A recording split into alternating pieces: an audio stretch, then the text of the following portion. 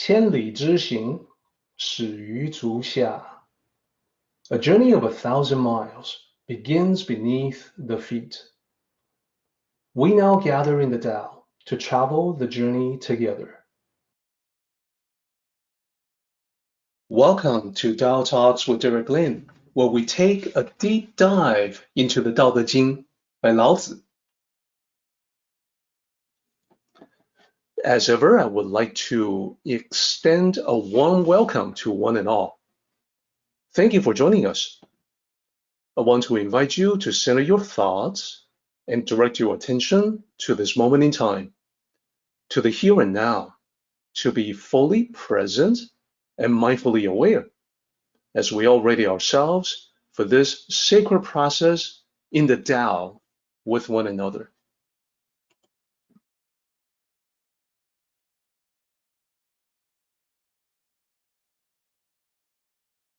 So let me explain why. The division, the differences, the distinctions, separating out the different schools of thoughts, the different wisdom traditions, is really an artifact of latter-day invention. It is something that was created in academia because we human beings, we have a tendency to categorize. We like to put things in different boxes, neat categories, and then we like to separate them out, divide them one from the other. Now, let me say one thing from observation of nature and also from modern day scientific understanding. What we see in nature, in reality, is usually not clear divisions. So most of the time, everything exists as a continuum. So it is not just, light and dark. There's in between. Yeah, nothing is ever black and white. There's a lot of shades of gray. So same thing. Now, with philosophies and ancient traditions, the truth is ancient sages of all the different traditions, especially when we go back 2,500 years, they all thought of themselves as studying the same thing, the Tao. The Tao is the overarching narrative for all of them. So it is not correct to say that Confucian teachings are opposed to the Tao. That again is a latter-day invention. It is not based on the truth. The people who say that don't really have the ability to read the original text and see for themselves.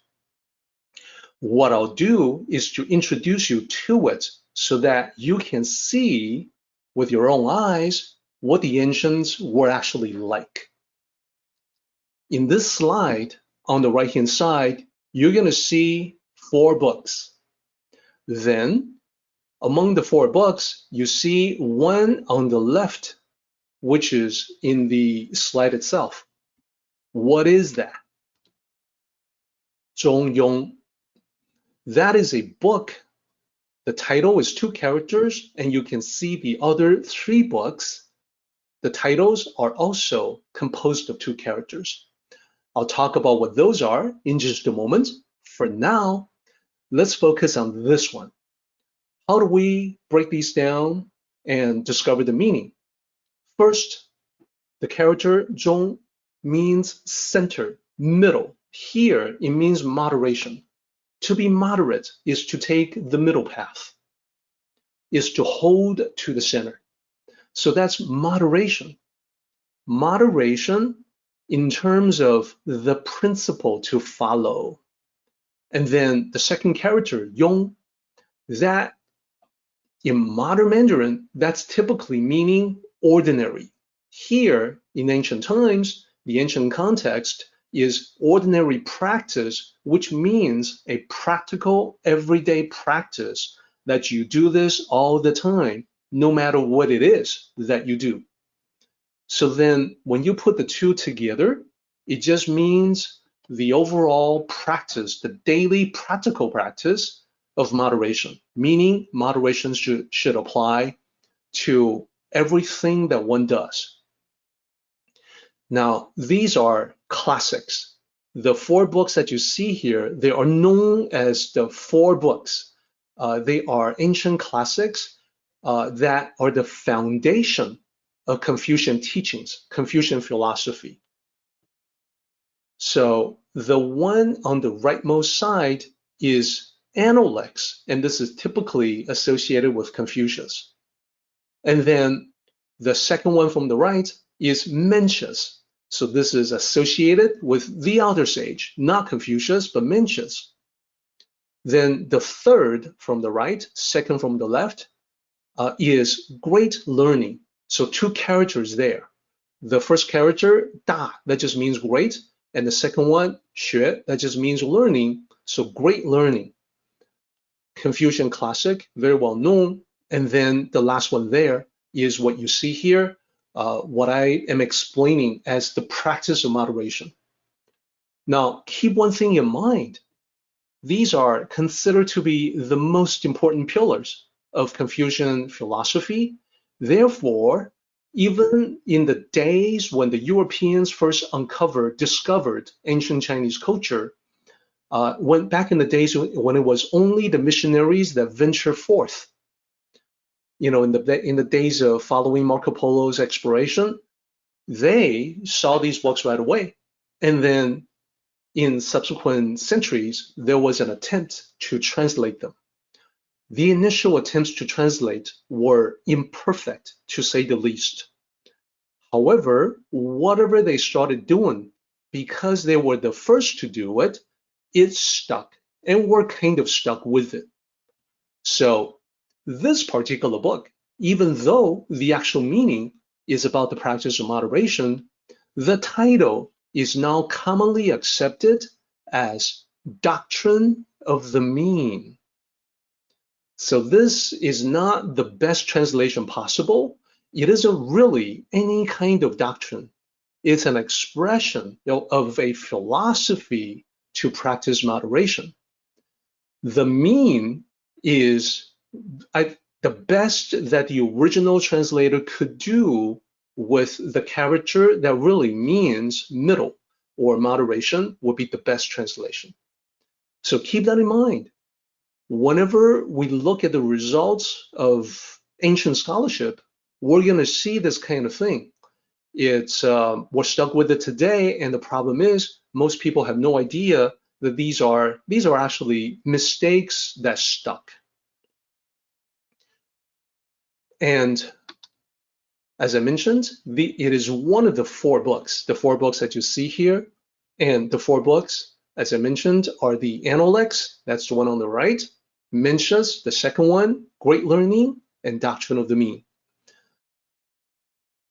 And so think of Doctrine of the Mean as the practice of moderation, and you've won half the battle. I say that it's not really a doctrine because one does not get indoctrinated into the practice of moderation. One applies the practice of moderation.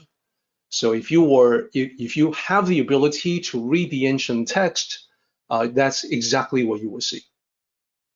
Now, in that book, the Doctrine of the Mean, I want to talk about how it begins. This is one of the major classics of Confucian teachings, and yet 2 sentences in the beginning, it says, that which is the Tao, one cannot be apart from it for even an instant. If you didn't know anything else about Confucian teachings, or that these are supposed to be from Confucian roots, you will look at that line and you would say that, well, that's obviously from Tao philosophy. It's talking about the Tao. And if you discover that it's actually Confucian teachings, you may be surprised and you may be wondering, well, what's Confucian teachings got to do with the Tao? The true answer is everything. Everything that was taught in Confucian teachings were all associated with the Tao. Reading the ancient text makes that abundantly clear, but it's not so clear today due to the obscuring effects of the mistakes that stuck, as I mentioned. Now, this line is pretty clear. That which is the Tao, You cannot be apart from it, not even for the briefest instant. That's what it's trying to say. This is an unambiguous statement. It's about as clear as it can be. But the original author of Doctrine of the Mean was not satisfied with that line. The original author of that line wanted to emphasize it even more and therefore repeats it in a different way. If one can be apart from it, then it is not the Tao. This is to reinforce the idea from the opposite direction. So now we really get the concept. And this is exactly what we have explored in this particular chapter of the Daodejing. It is basically saying that the heavenly net, you can never be apart from it. The Tao of heaven, you can never be apart from it. You're always going to be part of it, just like you are part of nature, part of reality, part of existence. All right, so this is the perspective from the Confucian tradition.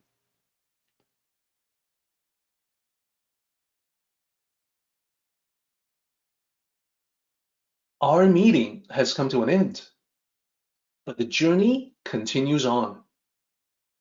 Let us all travel safely so we can meet again.